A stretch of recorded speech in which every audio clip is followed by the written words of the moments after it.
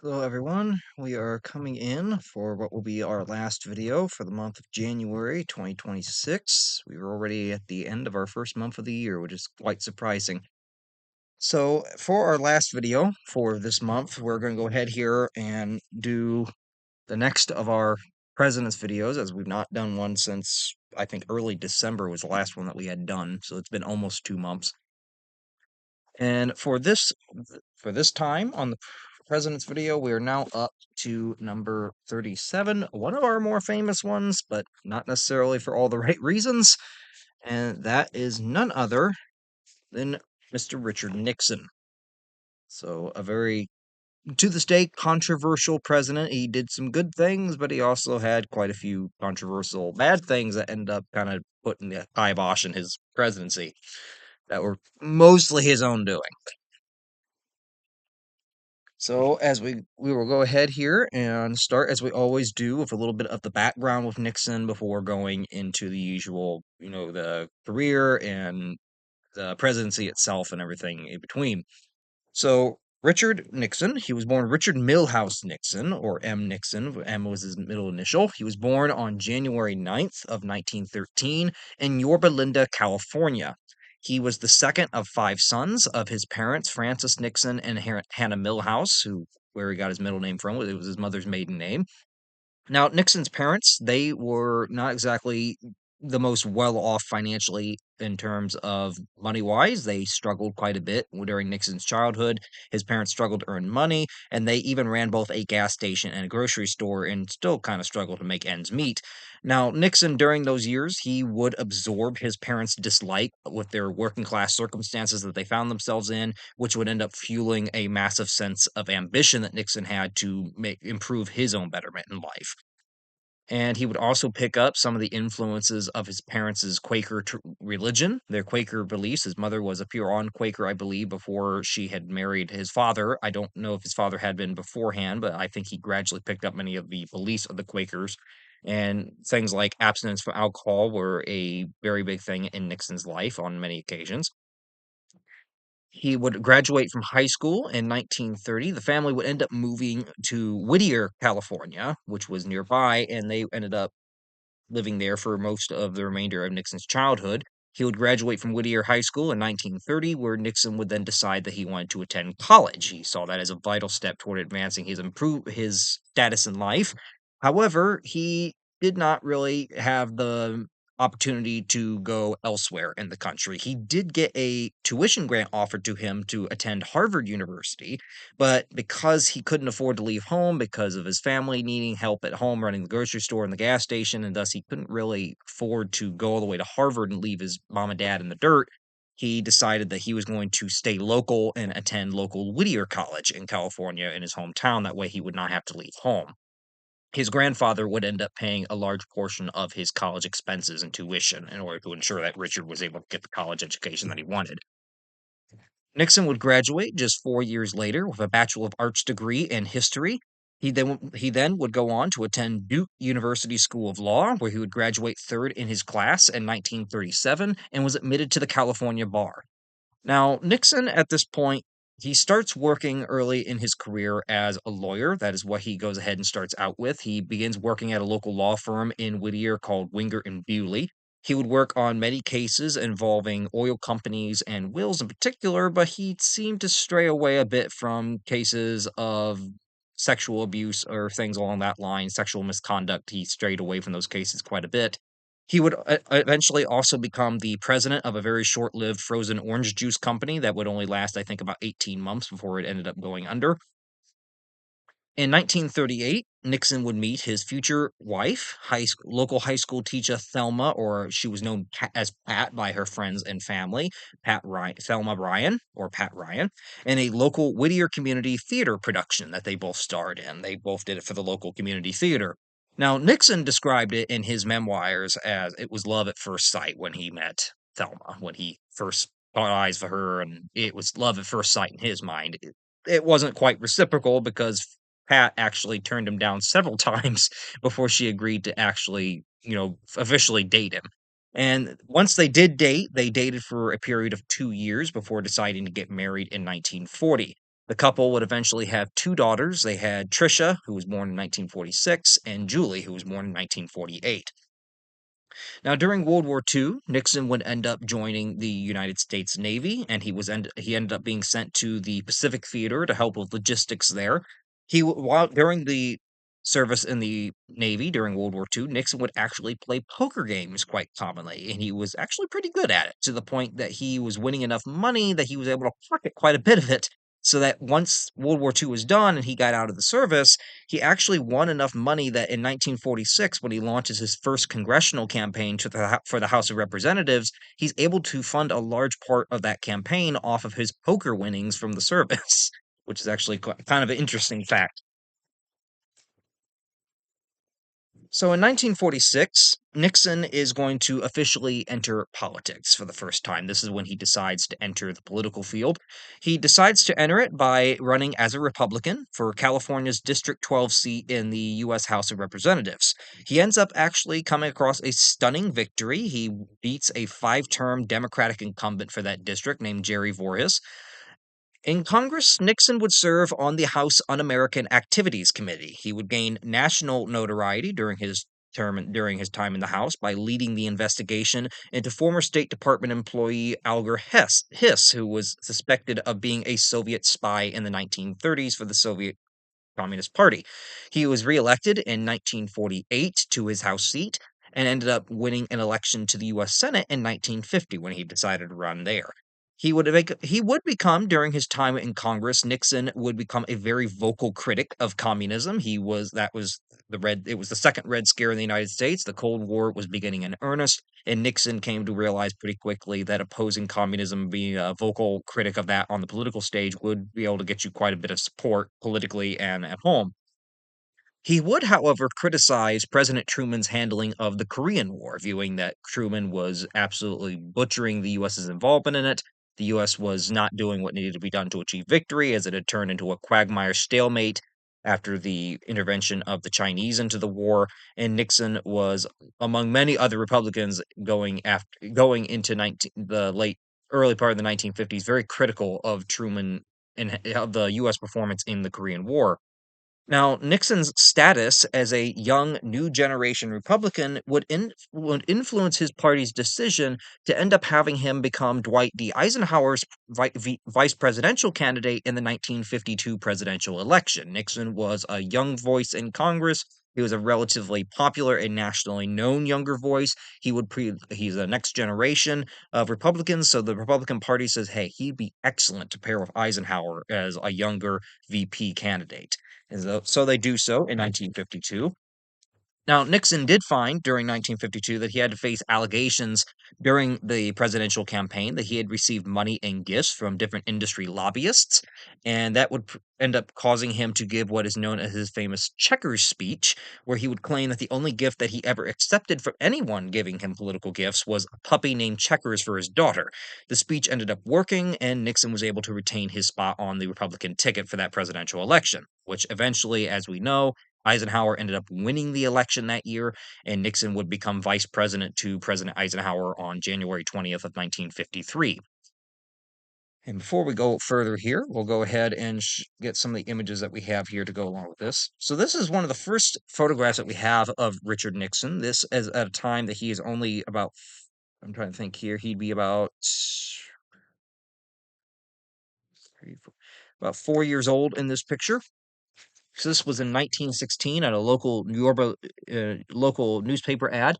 I don't remember if this was in Yorba Linda or in Whittier, but this was a local newspaper ad for a fund for World War One orphans, which the U.S. was not yet in World War One at this point. It would be a year after this ad was put out. In 1917, we joined World War One, and this is not his mother. This is not his sibling either, but this is Nixon here in the black hat. This is him as a 4-year-old, and this guy right here is actually his brother Donald. So they were both in this little newspaper ad for World War One orphan or a fund for World War One orphans. So that's one of the earliest images we have of Nixon. Here we have an image of Nixon and his service attire in 1945 at the end of World War II. He served in the Navy during the war. which he would use to help launch his congressional career. He actually put it on his 1946 House campaign flyers that he was a World War II veteran as a kind of a big thing to kind of get votes, and it did help him. Here is an image of Nixon campaigning for the Senate in Yorba Linda, California in 1950, his hometown.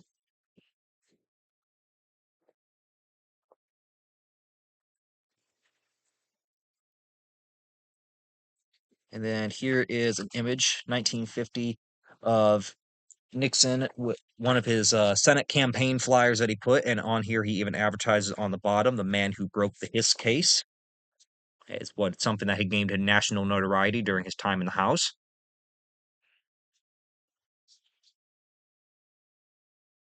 And then here we have an image of this is a later image, but it's a better one of his future family here. So we have this was taken on Christmas Eve of 1971.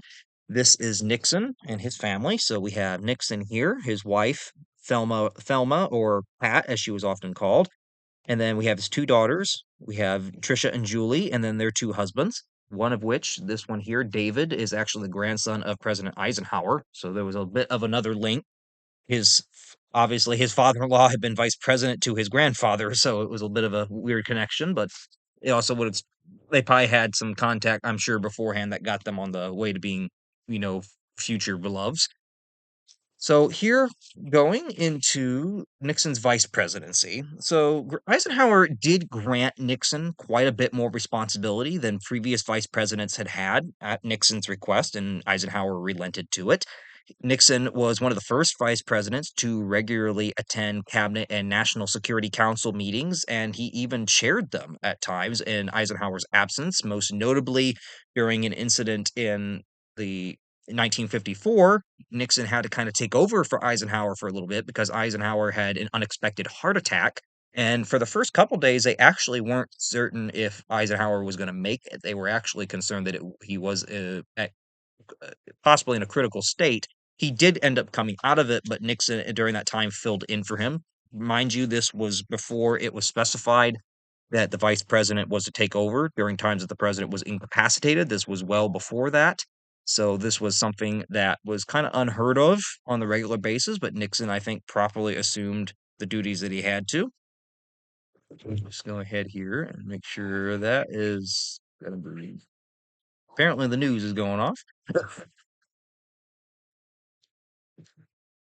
Put that over there. That way we don't have to hear that go off 5 dozen times. So Eisenhower entrusts him a little bit, and Nixon kind of steps up to the plate. In 1953, he would take a tour of the Far East, which would give him an increased appreciation for foreign relations, something that Nixon would play very heavily into once he got into the White House himself. He was always kind of more into foreign relations and foreign policy. He also would end up acting as kind of a spokesman for the administration when Eisenhower was not able to. Now, the Eisenhower Nixon ticket was reelected in 1956, but this was despite some of Eisenhower's aides wishing to displace Nixon. There were certain aides that tried to get Nixon to maybe take a different kind of position, maybe take an interior position so that he could gain.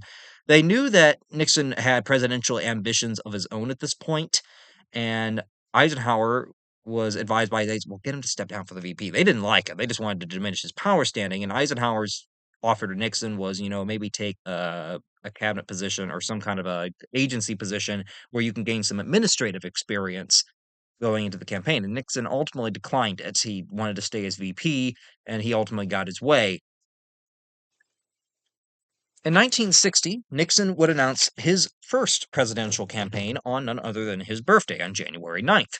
He would face little opposition within the Republican primaries for the Republican Party's nomination, and he would pick former Massachusetts Senator Henry Cabot Lodge as his running mate, which Lodge was a very well known senator at that time. Ironically, his Democratic opponent would be none other than the Democratic senator who had ousted Lodge as Massachusetts senator, and that was John F. Kennedy. And John F. Kennedy is going to accuse the Eisenhower administration prolifically during the 1960 campaign of allowing the Soviet Union to overtake the United States in both quality and quantity of ballistic missiles. Nixon would campaign on his experience in the Eisenhower administration. He would defend Eisenhower's record and his going forward, while Kennedy would call for new blood in the United States government that was not good, that was going to take a different course from those of the past. Televised debates, which were a new political medium at the time in 1960, started to make their debut for the first time in this campaign. There were four televised debates for the 1960 presidential election, and the first one is really something that ended up kind of setting the tone and possibly cost Nixon the election in some people's minds. Because in this very first election that ended up happening, well, not election, but debate. Nixon comes onto the stage and he just doesn't look that good. He is pale. He has this 5 o'clock shadow of a unshaven face. Kennedy comes in and he looks very photogenic. He's well shaved, real, got his hair combed back. He looks like he is ready for this. And Nixon comes in just kind of look almost like he's like out of it, almost like he's not doing well. Now, the interesting thing was this debate, it went back and forth. And depending on how you had listened to the debate, depended on who you thought won, it seemed to be, because people who had watched the debate on the television honestly thought that Kennedy had done better, that Kennedy had won the debate. But people who had not watched the television and not seen the appearance of the two candidates and were just listening to it on the radio, they honestly thought Nixon had won the debate. So, depending on which medium you would listen to the debate to, depending on which candidate you thought had won, the race did end up being very, very close, with Nixon ended up losing in 1960 to Kennedy and several states by very slim margins. Kennedy actually only won the popular vote against Nixon by only 112,827 votes. So it was just a little over 100,000 votes that he won the popular vote, and many of the states it was, I think, and in some states it was like less than 50,000 votes that ended up swinging the state in his direction. Now, there were calls within the Republican Party to, have Nixon challenge the election results, to have recounts, to have audits to make sure that everything was done because it was so close in certain margins.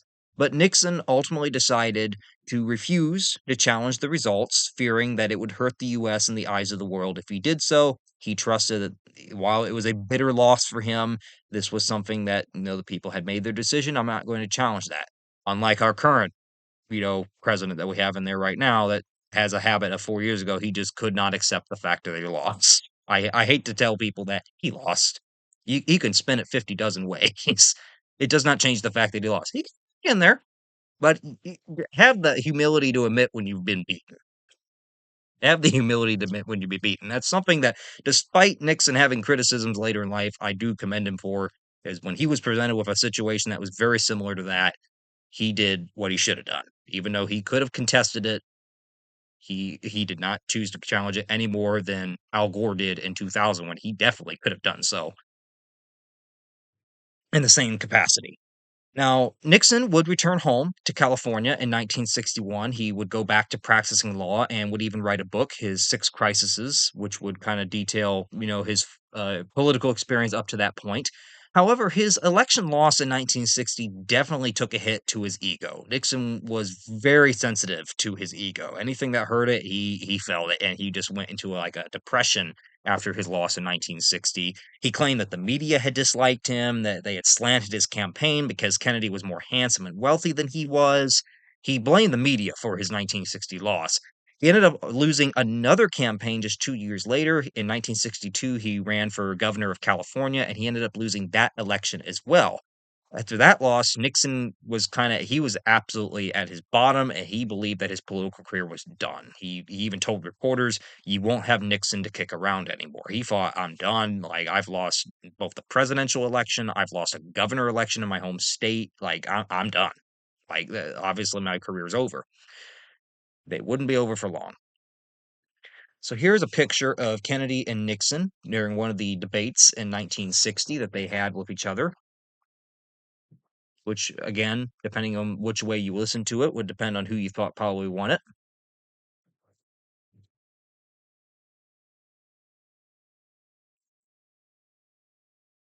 So Nixon would reveal eventually to his family in 1967 that he did intend to run for president again in 1968, that he was going to try this again.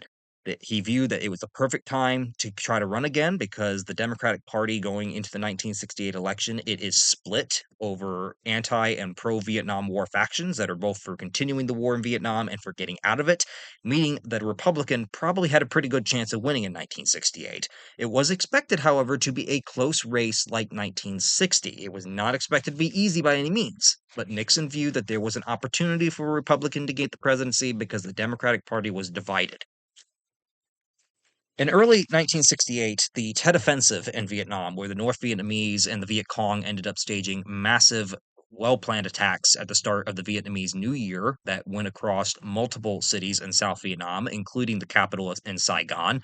This would utterly change public opinion toward involvement in Vietnam because the public up to this point had largely believed when the Johnson administration was telling them that the US military was making progress in Vietnam, that the war was nearing its end, and then supposedly we're being told this enemy is near and close to being defeated, but yet they were able to launch this massive attack on the Tet offensive that you guys didn't foresee, and it absolutely shattered that premonition that if this enemy is supposedly on the brink of defeat, how could they manage to pull off an operation like this? And it ended up getting it tanked trust in the Johnson administration to the point that Johnson, who was running for reelection at that point for another term, he eventually decided at the end of March 1968, and he announced publicly on television that he was dropping out of the race. He was not going to accept the Democratic nomination that year. He was dropping out of the race, dropping his reelection bid, something that would not happen again for an incumbent president until just about 2 years ago when Joe Biden did the same thing in 2024.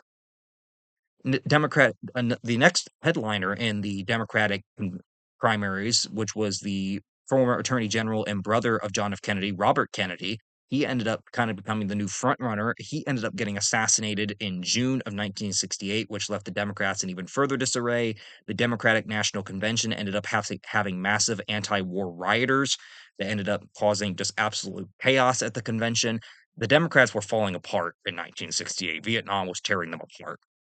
Nixon would secure the Republican nomination on the first ballot of the 1968 convention, and he selected Maryland Governor Spiro Agnew as his running mate.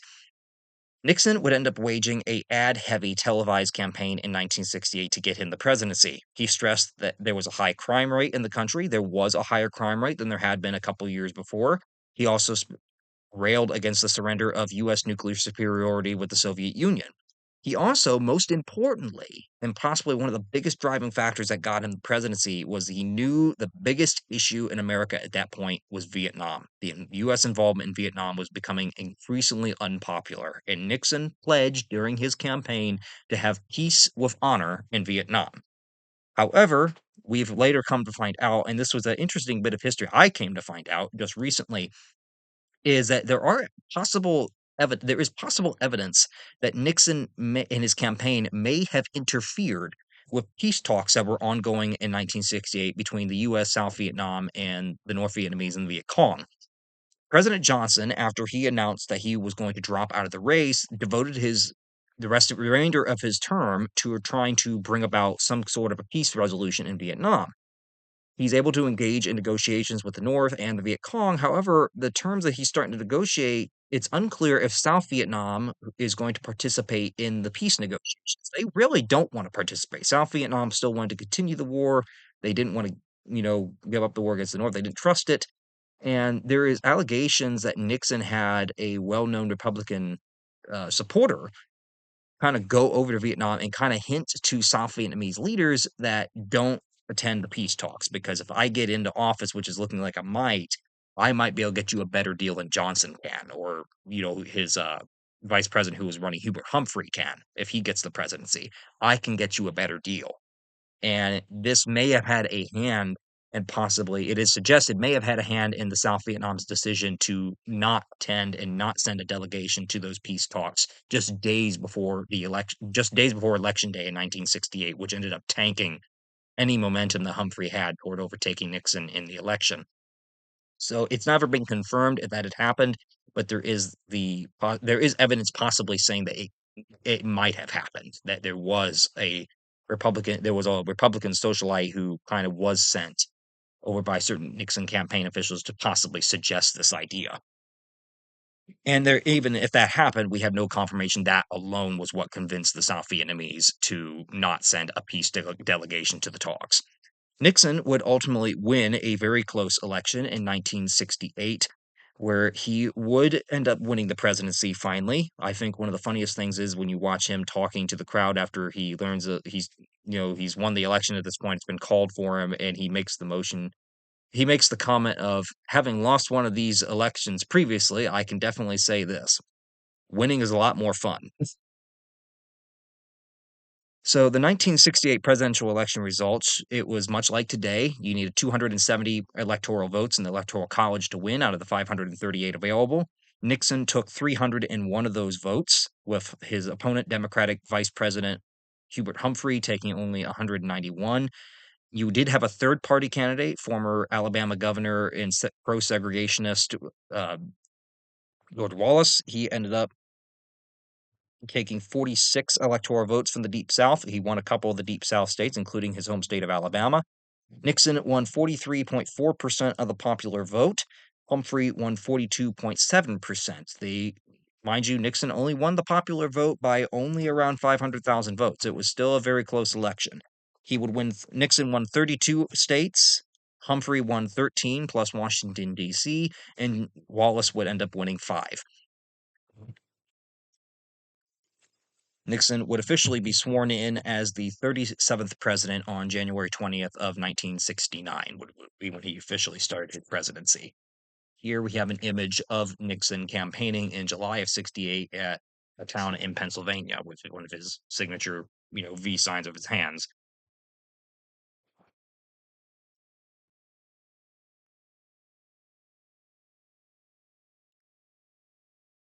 And then here are the election results in 1968. So Nixon took pretty much the win. I take pretty much sweep the West Coast. He did win California, and then Wallace kind of cut off some of those states from either candidate as well. And then here we have an image of Nixon's swearing in 1969 when he takes the oath of office. Pat is holding the family Bible. And then over here you have President Johnson, Vice President Humphrey, who had lost the race to Nixon.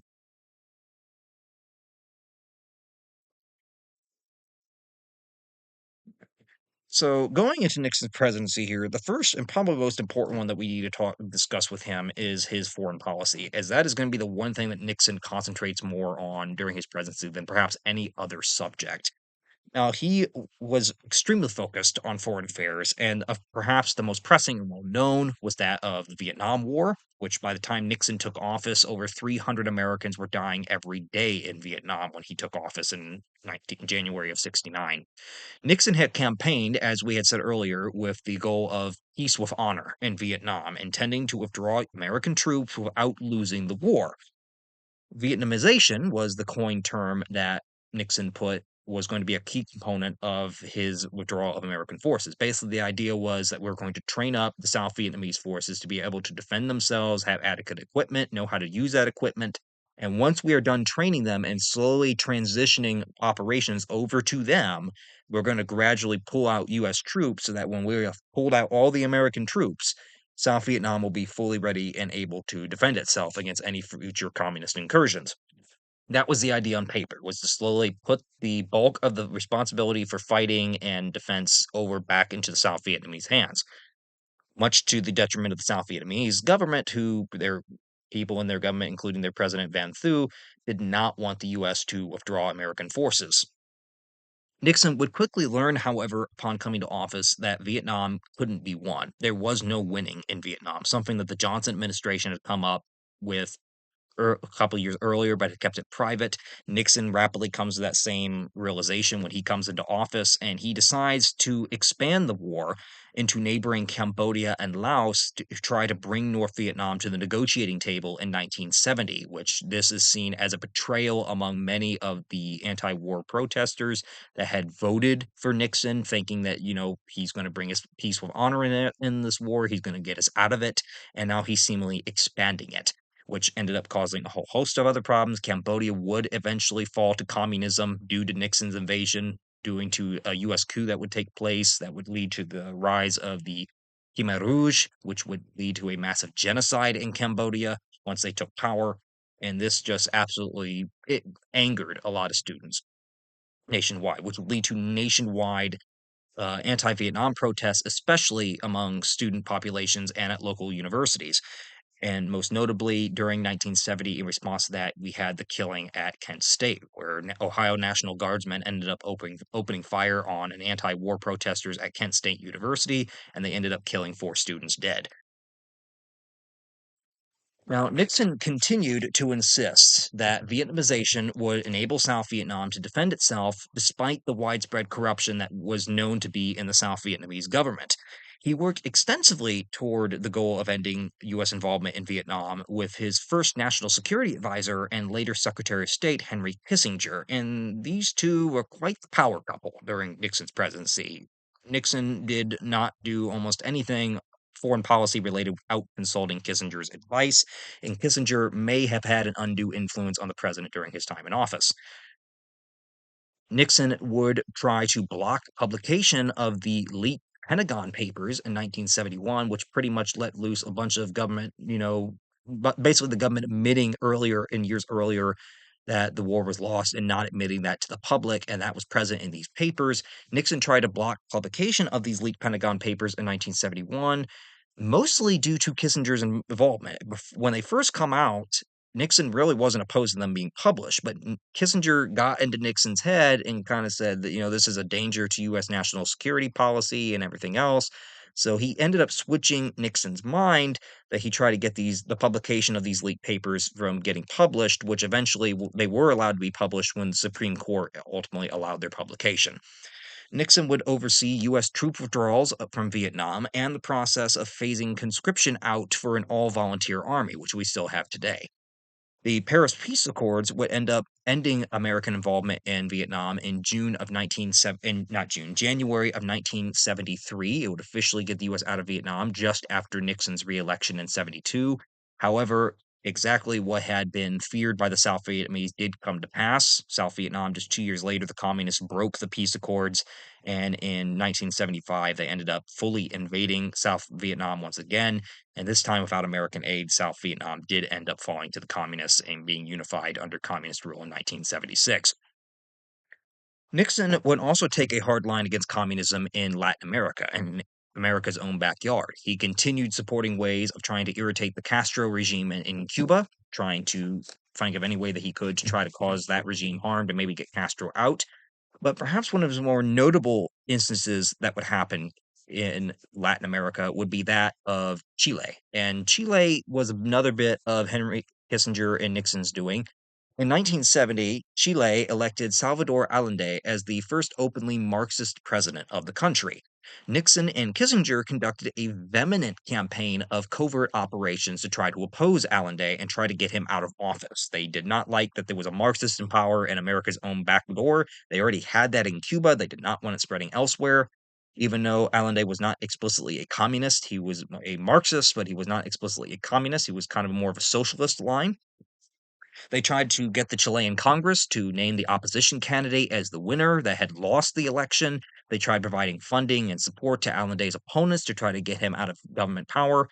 Eventually, in 1973, Chilean General Augusto Pinochet would end up seizing power in a military coup in Chile that saw Allende end up getting killed, and a military junta would be established that would rule until 1990 and put Chileans through another dictatorship.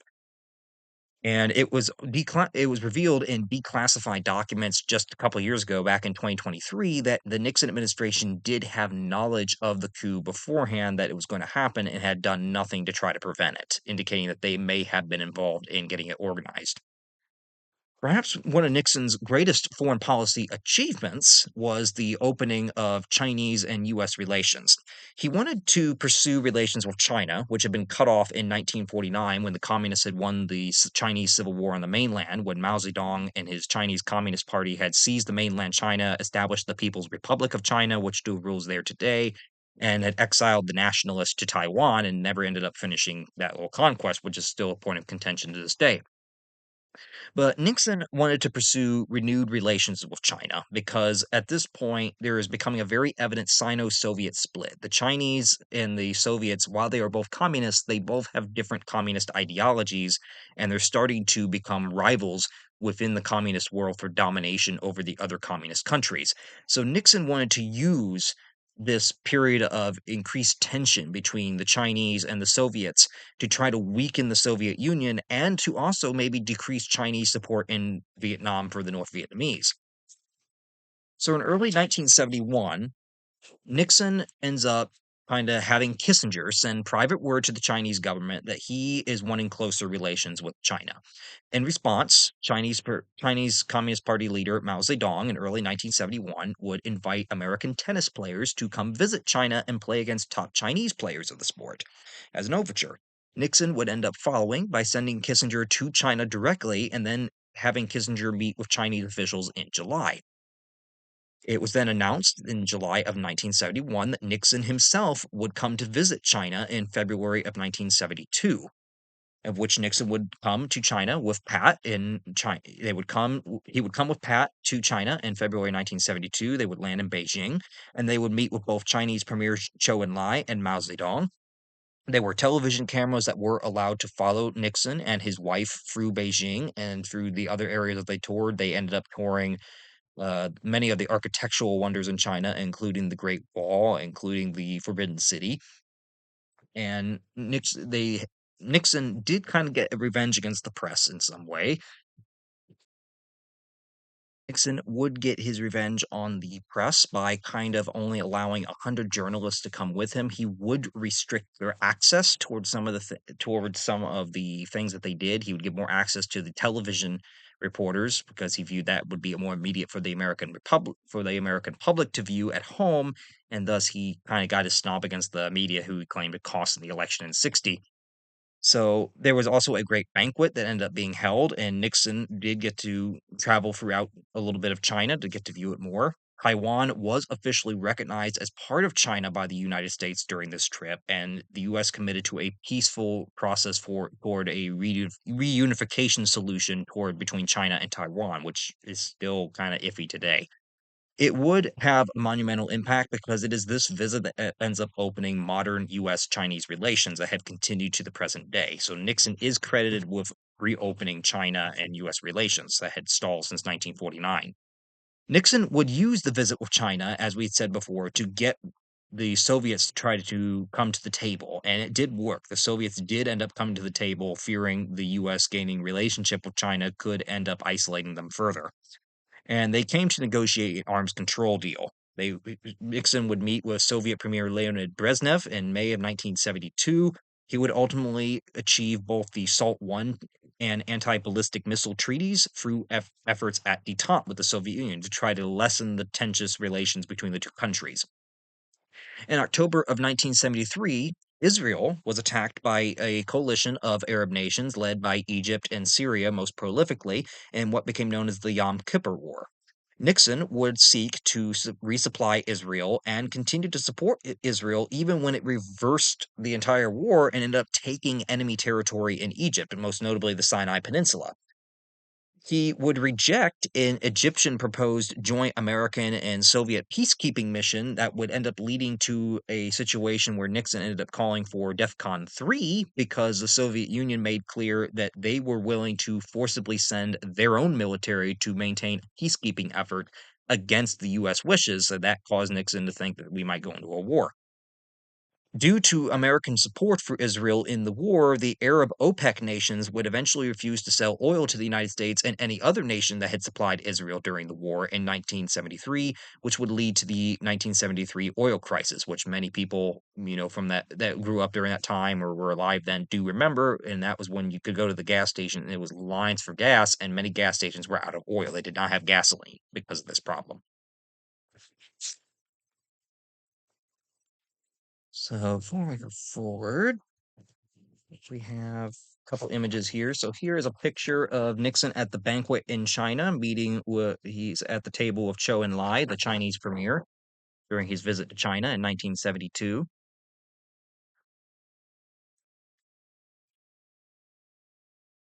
Here we have a picture of Nixon announcing on television in 1970 the expansion of the Vietnam War by the bombing into Cambodia and eventually Laos as well.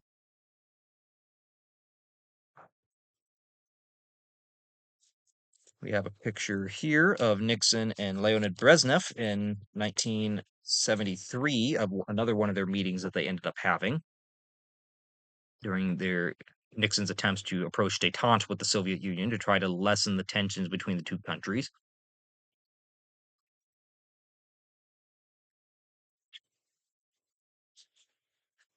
So Nixon at home domestically, he took less interest in domestic affairs overall, but he did recognize that addressing them would be probably the most important thing for impacting his chances at winning re-election in 1972.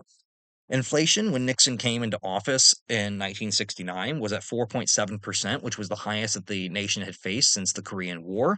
The Great Society initiatives of the Johnson administration and the Vietnam War had caused large budget deficits within the federal government. And in 1971, Nixon would decide to temporarily announce wage and price controls. For the first 2 years of his presidency, Nixon wasn't really that all concerned about the economy. But as the re-election time drew nearer, he realized he probably needed to step in and end some of these Johnson administration policies, or perhaps maybe contributing to that a bit. But he doesn't do much with the economy. That's the one thing with Nixon. He doesn't really touch the economy all that much, and it leads to stagflation in the 1970s. So in 1971, he announces these temporary wage and price controls, which he would also do the one move that to this day is somewhat lauded as not exactly the best move. He would end the convertibility of the dollar into gold by taking the United States off of the gold standard. He would dampen inflation. It would dampen inflation for a brief time going into the re-election year. In 1972, inflation would come down a bit due to Nixon's actions, but it also would contribute to inflation going right back up in the years following. He would reintroduce price controls in 1973, which ended up causing food shortages, especially among meat, where the price of meat just got so low that farmers, in some cases, were purposely drowning their own chickens rather than selling them at a loss because the price of meat was just that low that they would make a loss selling the chickens, so they would rather kill them off than sell them in the stores for less money. Nixon would also support during his presidency what he called new federalism, which was basically the idea to devolve power to the state and local officials and away from the federal government, to take some of that power out of the federal government's hands and give it back to local governments and to the state governments.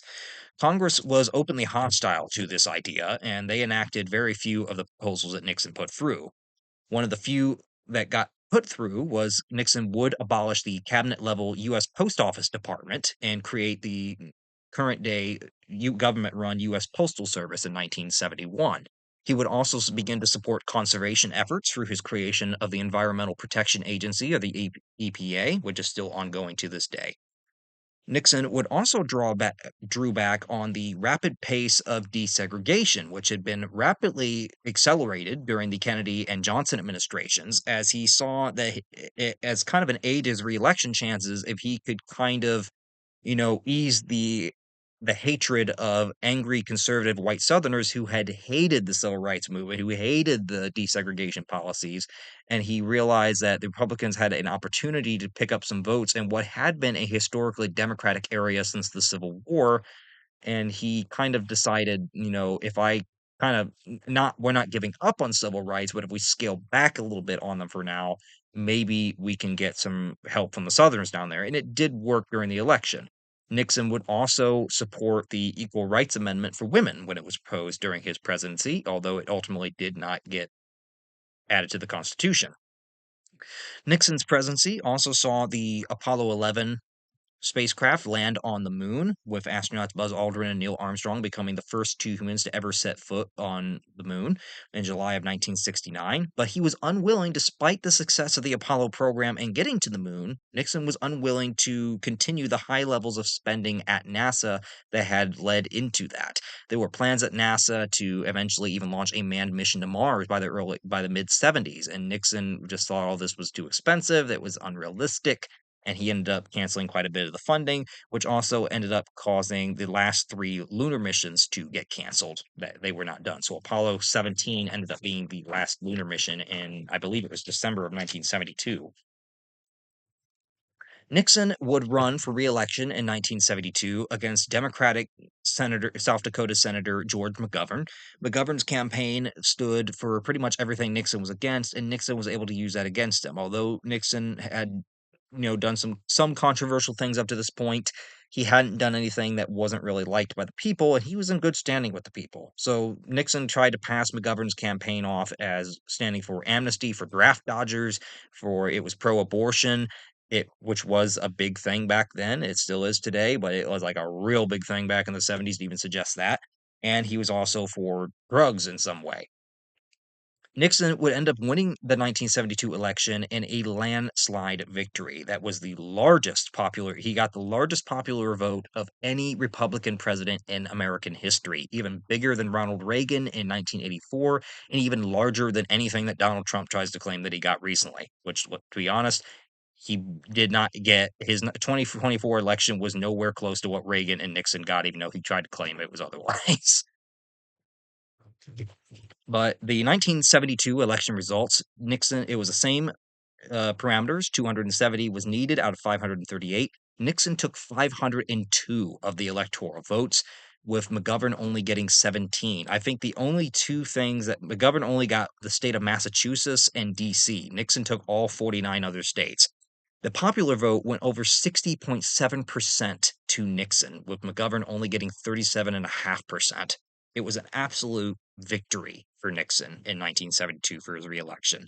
However, that election would come to mean very little because Nixon would not get to complete his second term, as he's going to end up being the only president in American history to resign the presidency due to his own incompetence. So here, before we get to that, here is a picture of Nixon giving his 1971 State of the Union address before Congress.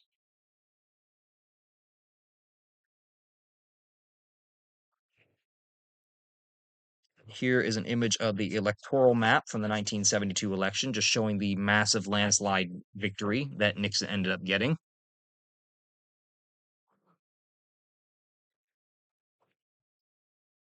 Here is an image of him meeting with astronauts Neil Armstrong, Buzz Aldrin, and Michael Collins as they were in quarantine after coming back from the moon in 1969.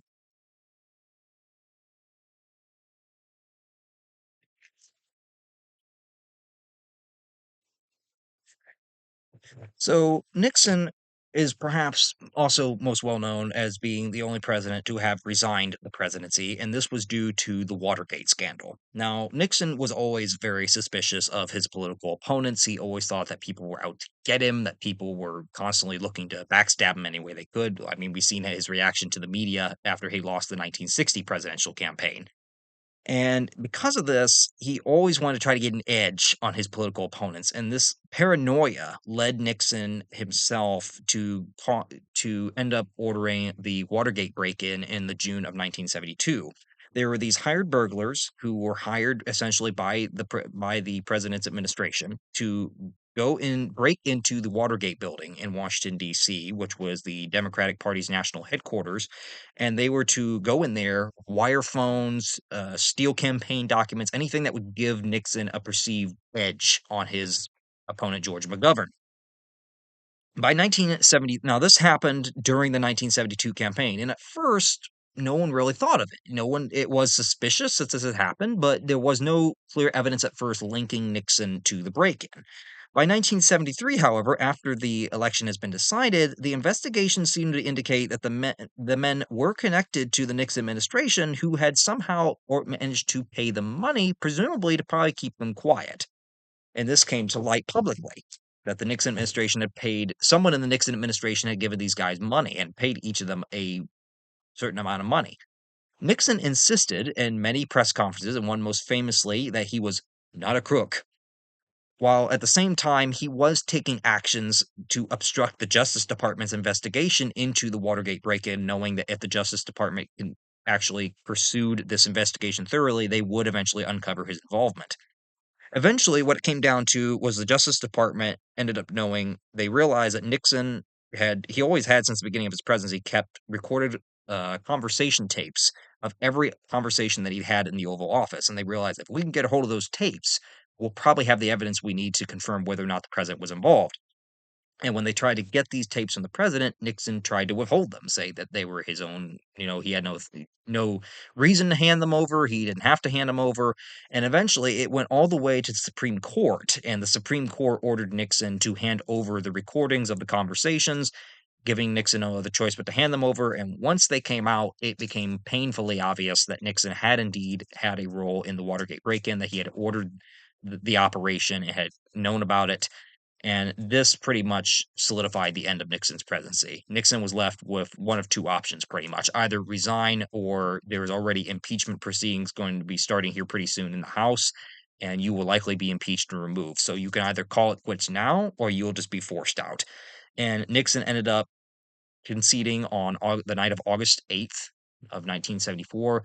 He announced that he would resign the presidency the next day at noon, and his vice president, Gerald Ford, who replaced his former VP of Spiro Agnew, who resigned in 1973 over tax evasion, he ended up becoming president when Nixon resigned. Nixon would return to California after his resignation as president, where he would receive a pardon just a few weeks later from President Ford on September 8th, which there were quite a few people that were absolutely angered that Nixon got a pardon. They viewed that he should have been prosecuted for breaking the law, breaking the American public trust, and it ended up costing Ford his own bid for re-election in 1976 when he ran against Jimmy Carter. Nixon, very shortly after, I believe it was October or November, he ended up falling ill with phlebitis, which was a swelling of a vein in his leg that would eventually become fatal if it was not treated. He very reluctantly, I mean, he's utterly depressed by having, what he's done. And he reluctantly decided to have the surgery done in order to get it, you know, remedied. And he was in the hospital when the 1974 midterm elections ended up coming in, and it reflected Watergate and Ford's parting, where Republicans lost over 49 seats in the midterm elections. Congress would order Ford not they would order Ford to basically retain Nixon's presidential papers, and this was an issue that would not be resolved for another 30 years. And eventually Nixon's family was able to win this case and was able to get his presidential papers added to his presidential library. But for 30 years there was this big debate between the government and the Nixon family over, whether or not they could retain Nixon's presidential papers over it. In 1977, Nixon would film several interviews with famous British TV host David Frost. He talked about for issues such as foreign policy, leaders that he had known, and also Watergate that had ended his presidency. In 1979, the Nixons would move from California to New York City, where they would get I believe it was a 12-room condominium that they would live in. He did attend the funeral of the Iranian Shah in July of 1980. He had snubbed the State Department by doing so. They had not wanted an American government presence or any representative of the government to come and attend this to avoid inflaming, ongoing tensions with the Iranian regime. And Nixon ended up attending anyway without telling the State Department that he was going to. And as a former president, that carried quite a bit of symbolic weight. He would support Ronald Reagan in 1980 in his 1980 campaign. During the 1980s, Nixon would switch to becoming something of the elder statesman in American politics. He would give interviews, he would write multiple works and memoirs during the 1980s. He would open the Richard Nixon Library and Birthplace in his hometown of Yorba Linda in 1990. He would establish the Nixon Center, which is now the National Center for the Internet and National Interest, in 1994, shortly before his death, as a big political policy think tank. Nixon would also visit the Soviet Union in 1986. I believe it was the late 70s. He did end up visiting China again. And in 1986, when he visited the Soviet Union, he came back home and informed Reagan of his impressions on the new Soviet leader of Mikhail Gorbachev. He would advise President Bill Clinton in 1993 when Clinton personally asked for Nixon to come and advise him on what he should do on terms of handling the now post-Soviet states that were emerging in Europe after the Soviet Union's collapse in 1991. Unfortunately for Nixon, his wife would die before him. Pat Nixon died in 1993, leaving Nixon distraught and utterly, in a poor state. That had been his companion for most of his life. Nixon ended up dying himself on April 18th of 1994 after suffering a severe stroke while preparing to eat dinner at his New York home. He was 81 years old, and he ended up getting buried next to Pat at their library in Yorba Linda, California. So for the last couple images that we have here, we have an image of Nixon leaving Washington, D.C. on the morning of August 9th, just a few hours before, Ford set to take office. Which even here he's given like he's given the victory sign. He's given like I'm okay, but privately he was absolutely devastated that he had to resign. Absolutely devastated, and it hurt his political standing for years. And he still carries that stigmatism. It was his own wrongdoing that caused it. Here we have an image of Nixon along with former presidents Carter and Ford and current President Reagan in 1981 at the White House.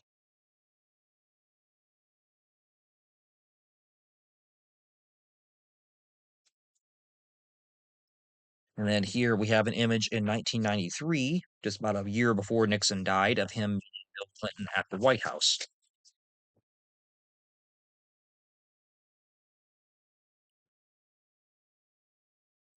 So that concludes for Richard Nixon for our 37th president. Again, he did some good things. He did kind of start detente with the Soviet Union. He did get us out of Vietnam, but at the same time, abandoning an ally. He did start modern Chinese US relations, which for the large part I think has been better for the world, but trade relations between the two countries has always been an issue. And unfortunately, he did damage the presidency with the factor that he did end up, using his power in the presidency to kind of, obstruct an official investigation, order a break-in into his political opponent's headquarters, and then try to cover that up. That damaged the presidency on its own, and he's to this day the only president to resign. So that still carries its own stigma. So Nixon is kind of a mixed bag. He did plenty of good, but he's also very much remembered for the bad things that he had done as well. But that concludes for Richard Nixon. So if anyone has any comments, any questions, anything of that matter, I'll be more than happy to go through them. If anyone puts them in the comment section, and we'll go through them as I can get to them. As for the first video of February, I don't have a clear one yet. So as of yet, any suggestions or anything like that, more than happy to take them at the moment. So I think that all but wraps up for this one. So hopefully everyone continues to stay well and stay warm, and we'll see you all back here for the next video when it comes out.